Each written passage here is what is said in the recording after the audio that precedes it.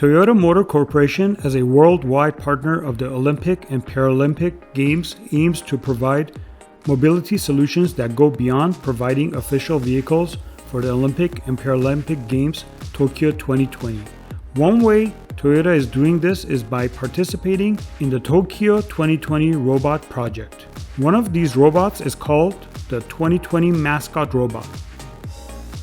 Here are the highlights. To make this the most innovative and technologically advanced games in history, the Tokyo 2020 and Toyota are working to develop a mascot robot.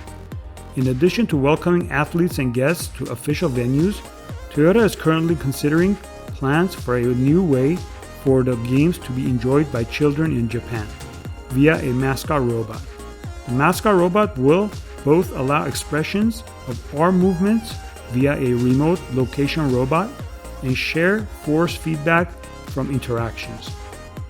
Via a camera mounted on the robot's head, it can recognize people nearby and once recognized, use its eyes to respond with a variety of expressions.